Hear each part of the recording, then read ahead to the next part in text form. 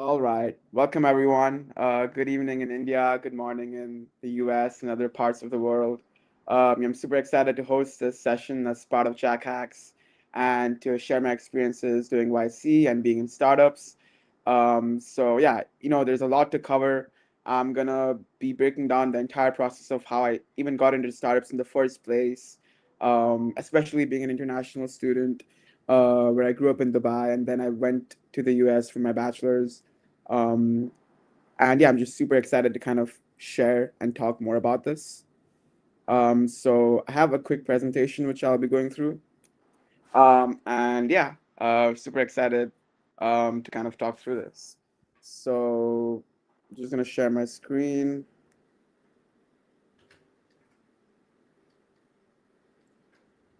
Awesome. Yeah, you should be able to see my screen now. And also, this is like a live stream, so it's a little bit hard to navigate and see if there's any questions or something.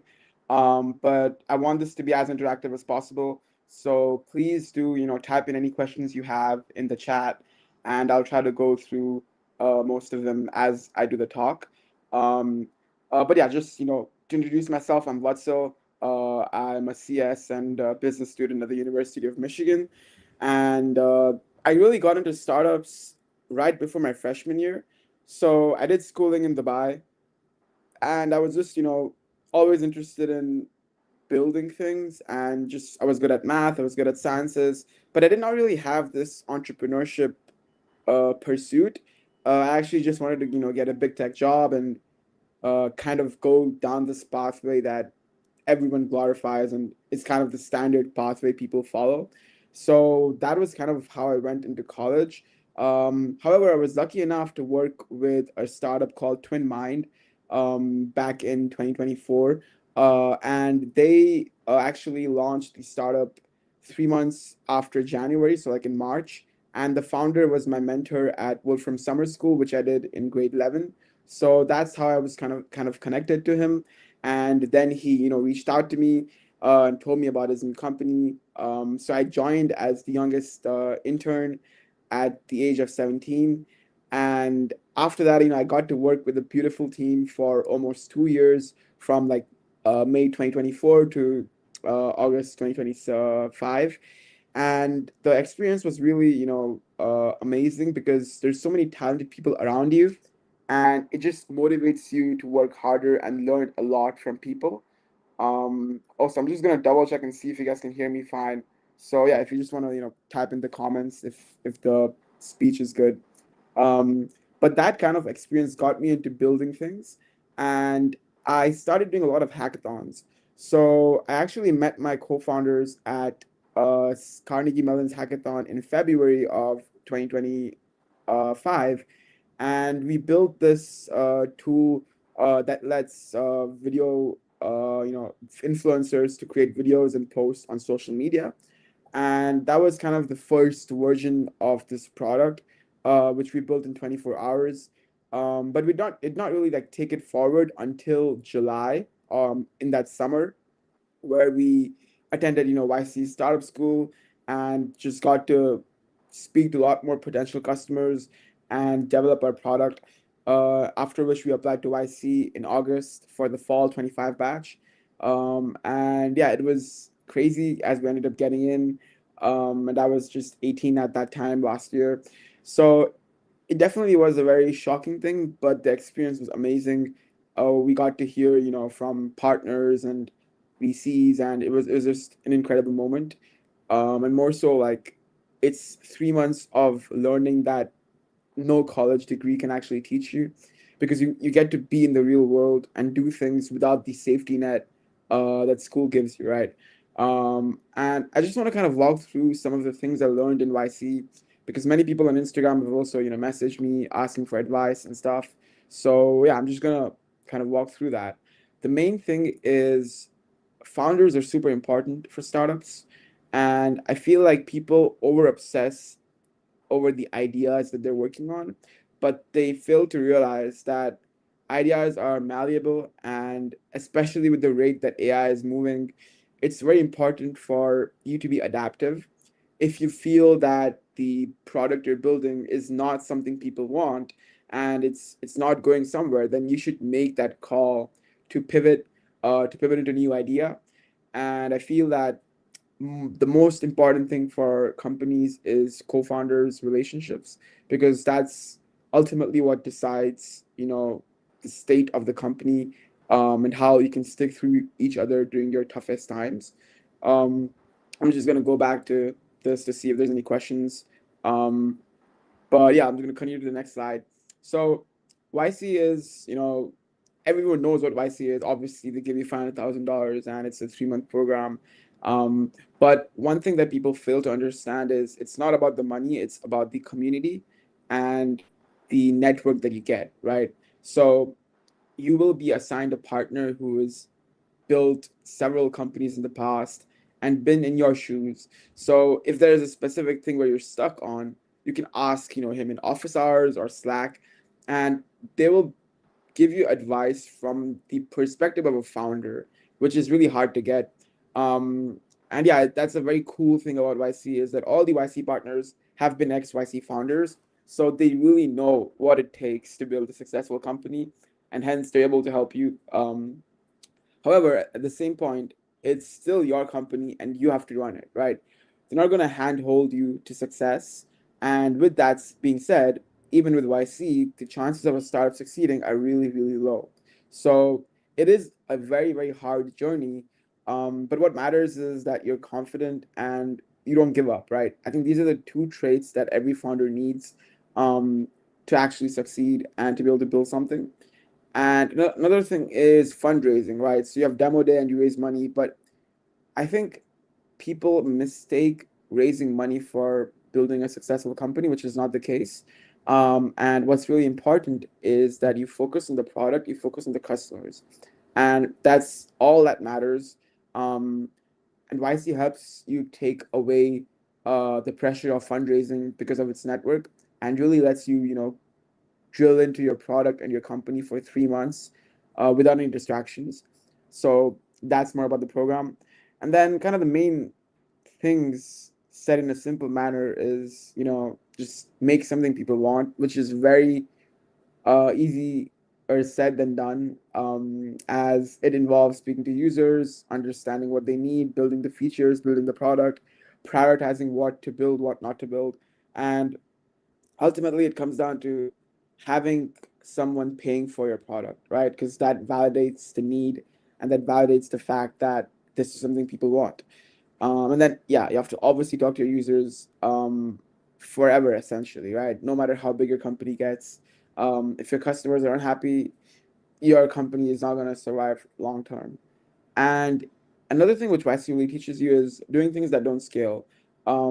So in our case, we had to do cold calls, we had to reach out to people over email, cold emails, go to events, try and, get people off guard after the event finishes, and really figuring out who the decision maker is for the company you're building. So that is something really important, that you also kind of need to learn to do. And this is a very famous quote by Paul Graham, which, says that 100 people who love your product beats a million people who sort of like it. And you want to really get people who are champions for your product and really like it, right?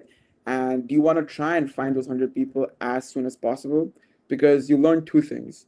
Either you'll learn that your company is making something that is useful, and then you can decide how to grow and, scale further, or you'll learn that you're building something which is perhaps not something that people are willing to pay for and need, and you can then decide whether you need to pivot or, change your approach to your startup. So this should be like a very important thing people need to understand. Quality users is greater than quantity. So yeah, that's another learning I had. Another thing is people building in stealth, and, people building in private, not sharing it in public. I personally feel that ideas are easy to get but hard to execute.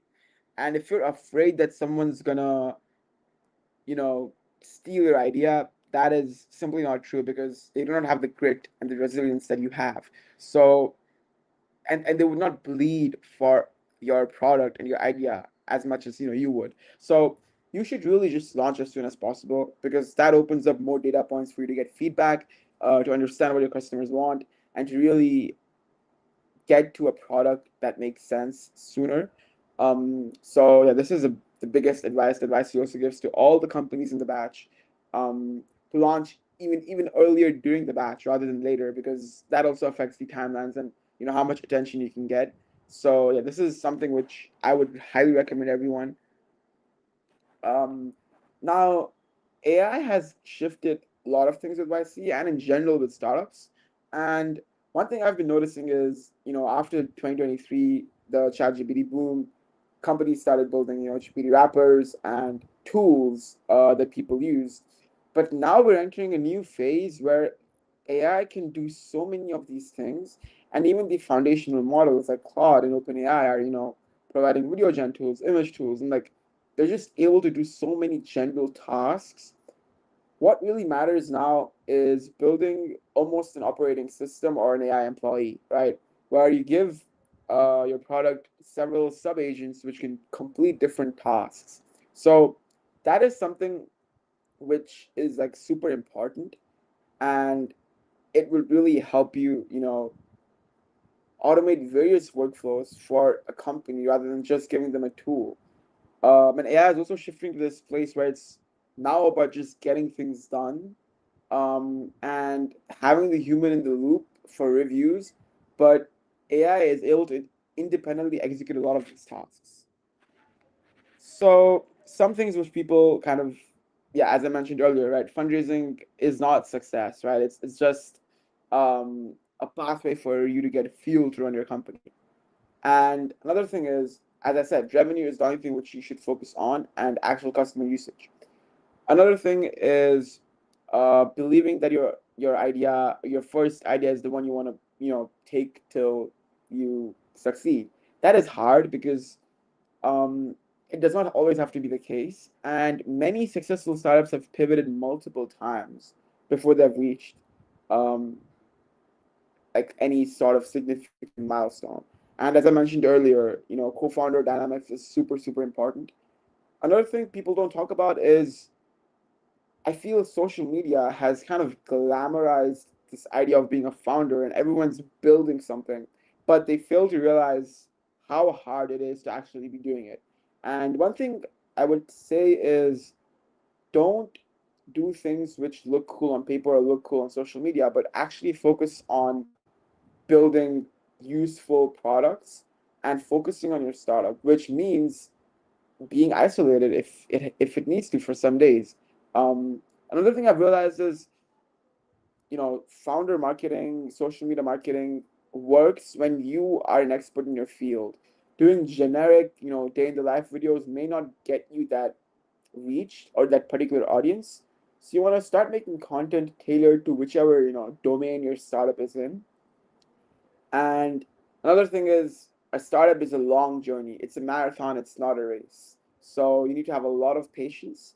And for you to survive, you need to have people, especially your co-founders, who will be with you throughout this journey. Yeah, another thing I would say is your ideal customer profile should be really, really narrow. You should make sure that you're targeting a specific niche, right?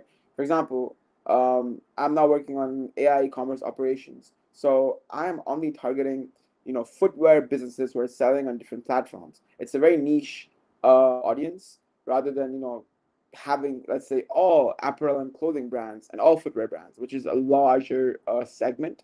So you really want to find a small group of people who really love your product, as that'll give you signal to then expand and grow. So that's something which is super important, even for YC interviews. They'll drill you on that and make sure like you know where you're starting with. Another thing is, um, AI usage is really good, but it also does not mean that you need to use AI for everything. You should use it to almost run your company, right? Like emailing, messaging, drafting documents and stuff. But you should be in charge of your company, of the decisions you're making, and where the product is headed. So you should, have a very good balance there. And another thing, the final thing is, if you're doing something which does not help you get more revenue or get you more users or whatever metric you're targeting, then you should not be pursuing that activity, because it just is a waste of time and resources which are already very limited for startups. I'm just gonna go back and see if people have questions. Okay, so question is, yeah, what do you guys do there? Building and enhancing the product or understanding how to go market? For YC, each company is very different, right? You have early stage companies who are even pre-idea or just have an idea. They have very little users, so they spend a lot of their time kind of just speaking to users, figuring out what to build. But one thing that is a constant throughout the batch and even after first startup is building the product, right? That should be the core of it. And depending on how many co-founders you have, you can kind of split up tasks where one person does sales, one person does the coding, which is usually the split. However, for YC, I would recommend like it's ideally the best time to do YC when you already have a lot of traction because you can then use the bash to scale, use the network and get more users. Whereas if you're really early on, you may fall into this pivot hell, which is also okay, but it just leads to you not being able to make the most out of the batch where you have access to all these peers who are also founders and YC partners and VCs who can kind of help you scale your company. So that's what I would answer for that question. Yeah, feel free to write more questions. I'll just pop by and take them on. But kind of continuing on these slides, the kind of main message is to make something that people really want, right? As I mentioned earlier, for our experience with our company, we were initially obviously doing right AI video UGC, and then we pivoted to video editing. So we started speaking to videographers, and we understood that creating videos for companies to edit their wedding footage takes a lot of time because they have hours of videos, and it's a very slow process. So we decided to build an editor for them. But then after working on that for a bit, we realized the willingness to pay is really high, or sorry, it's not really low, and people are just videographers are not willing to pay enough for a tool, and they already have Adobe Premiere and other tools. So yeah, I kind of then decided to pivot from this kind of idea, and then I started doing e-commerce because I kind of have a deep tie as my parents have been in the industry for 30 years, and the e-commerce market in general, in terms of operations, is very repetitive and manual. So I would say like if you're trying to find an idea to work on, you should focus on really looking at areas where there's repetitive work and something which can be automated by AI. And as I mentioned earlier, right, like AI employees is kind of the future. So if you're choosing a vertical, you essentially want to understand different pain points and build tools and agents that can solve them for the user. Um, Another thing I personally did is not being afraid to reach out, right? So even before getting into YC, I really was open. I posted a lot on LinkedIn, and I feel like LinkedIn is a great tool to just meet more people, find connections, even find potential clients. And there's a lot you can get out of it. Your network is really, really powerful and it can help you uh, grow and really make the most out of whatever people and whatever products you want to build. So that's something which was super useful to me. And another thing I would say is you're never too early and you're never too naive to start a company. So what you need to know is you have the technical skills and you have to find areas where there's a specific problem. Now, founder market fit does help. So in my case, the fact that I have a deep tie with the e-commerce industry does help because I can, have a lot more understanding as I had my first internship in that space. Um, and this is also something important for YC because they kind of ask you about why do you think you are the best person to build this product. So there's a couple of questions that YC asks you, right? It's actually pretty straightforward, but the way you answer is really important. So they'll ask you, what are you building? How many customers you have? Who are you targeting? Why are you the right people to build this product? What happens if this doesn't work, right? What is your pivot strategy? Uh, what is your like plan for the next few weeks? When do you think the product is going to be live, right?